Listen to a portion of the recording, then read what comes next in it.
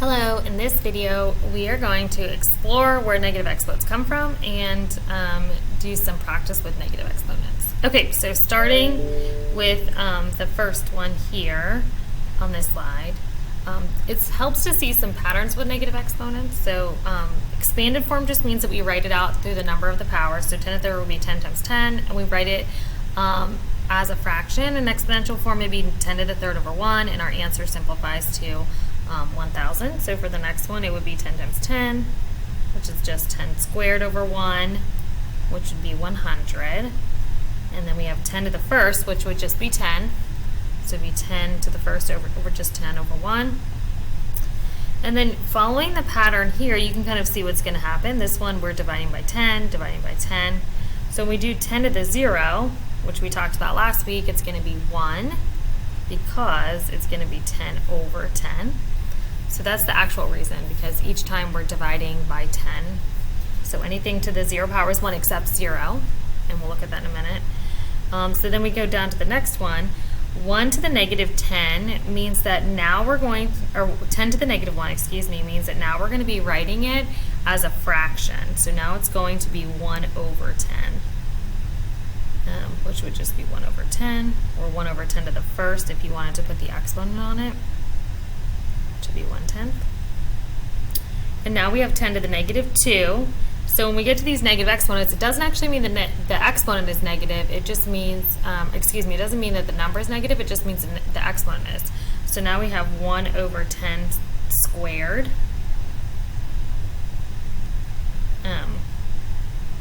Which would be 1 over 100. I guess for this one we could do, 1 over 10 squared. 1 over 100. Then we get to the negative 3, it's going to be the same thing. So negative exponents don't mean negative numbers. They just mean, there we go. And you can even kind of see some comparisons when you look at 10 to the third is 1,000, 10 to the negative 1/3 is 1/1000th. And so they're kind of flipped. You can even think of them as kind of being opposites of one another. If I look at 100, that's 10 to the second power, and I look at 10 to the negative 2, it's going to be 1 over 100. So it's kind of moved down to the denominator. All right, so we'll do that again with this one. So 2 to the second power would be 2 times 2, which is 4. 2 to the first power is 2, which is still 2. There we go. 2 to the 0 is 1, because 2 divided by 2 is 1. 2 to the negative 1 power will be 1/2. 1 over 2 to the first power. 2 to the negative 2 power would be 1 over 2 squared. It's kind of the same thing. And then 1/4. And so you'll see 2 to the negative third power would be 1 over 2 to the, 2 to the third power, which would be 1/8. And so again, when I'm looking at kind of 2 to the third is 8. When I look at 2 to the negative third, it's 1/8. And then if we have 2 squared, it's 4. And then 2 to the negative 2 is 1/4. So those are kind of the patterns that you want to see with negative exponents. So again, negative exponents, not negative numbers. They just mean that our number is going to move to the denominator in this case. It's basically moving everything down. All right, this one, it gets really exciting. You have with complex fractions. So if it's in the denominator, the way we can write that is if we have 1 over 2 to the negative third, is we take 1 and then we divide it by 1 divided by 2/3, which is really 1 divided by 1/8. And so if we do 1 divided by 1/8, that's the same thing we do keep, change, flip, and we get 8. And so when we have this, it's actually going to flip kind of a couple of times, and you'll see it better here in a second. So for this one to be 1 divided by, and then we can write this as a fraction. And then 4 to the, I think I have a calculator over here, 4 to the 4th power, which is 256. And so when we do 1 divided by 1 over 256. It's equal to 1, keep, change, and then flip it over, which is 256.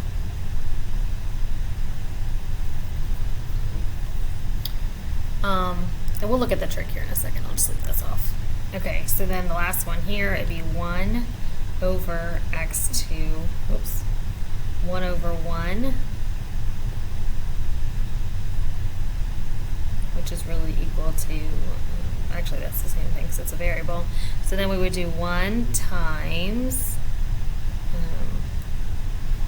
I guess I could show the division first. So 1 divided by 1 over x to the third, which equals 1 times, and then we flip it over x to the third. And so by now, you might see a little bit of a faster way. So instead of doing this every time, you're going from a denominator, and then when it comes up, you'll notice it turns to positive. So we move it to the numerator, it turns positive. So the same thing, 4 to the negative 1/4, or 4 to the 1 divided by 4 to the 1 to the negative 4 would be a positive 4 to the 4. And then for this one here, we have it in the denominator. If we move it up to the top, we get that. So there's your trick. The trick is that when we move it, instead of having to do keep, change, flip, keep, change, flip, keep, change, flip, we know it's just going to automatically go to the top of the fraction. All right, so some helpful way to remember the trick is if you cross the line, as in like the fraction line,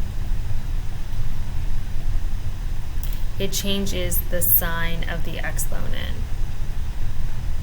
So I always say, like, cross the line, change the sign. So as it's moving from the top to the bottom, not the sign of our variable, but the sign of the exponent changes.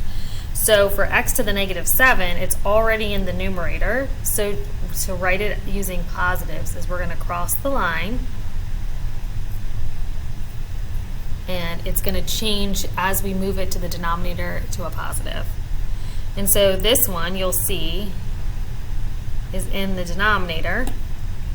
And so when I move it up to the numerator, I cross the line. Now it changes the sign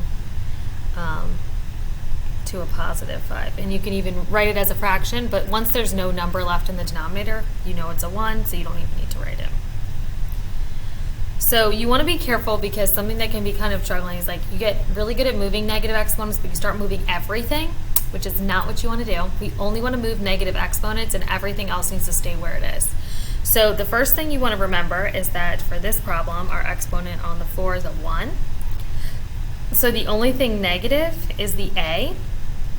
Currently, everything is in the numerator, so I'm going to rewrite it so that the a goes in the bottom. It's going to move to the denominator, and again, when it moves, it's going to change from a negative 2 to a positive. And that's going to be what it looks like. So you don't actually move anything else, only what's negative. So in this case, the only thing negative is the b. So leave the 3. It has an exponent of 1, so it's going to stay. And then the b is going to go to the denominator. Okay, the same thing with this one. You want to be careful, because a lot of times we'll want to move the negative 3. But remember, we only move negative exponents, and that has an exponent of 1. So it can get kind of confusing sometimes, but you got to focus on it. Where are the negative exponents? Because that's what's going to move. So the only thing that's going to move here is x to the x. So we're going to leave the negative 3 up at the top, and then I'm going to move x to the negative third. I'm going to move it to the denominator, so it's x to the third. And for this one, the only thing that has a negative exponent is the y, and it's in the denominator. So what that means is I'm going to bring the y up, but everything else stays where it is. So the 5 stays in the numerator, the x stays in the denominator, now the y is up at the top.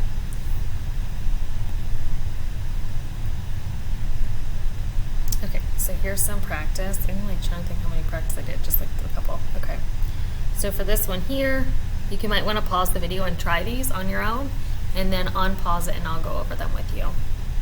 So for this one, that's our negative, so the d to the 5th is going to stay, and the c to the negative 2, when I cross the line, it changes from a negative 2 to a positive.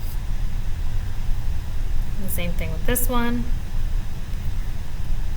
And I look here, the only thing negative is the y, so the 7, I always like to kind of write the what stays first. So 7 stays, x stays, 5 stays, but the y to the -3 is going to go to the top. And so these are actually very quick when you're working on them. They don't require like a lot of expanding and things like that, but we want to make sure that that you're being really careful about where were the negative exponents and where they need to go. Like in the first one, it was in the numerator, so I put it in the denominator. For the second one, it was in the denominator, so I moved it up to the numerator.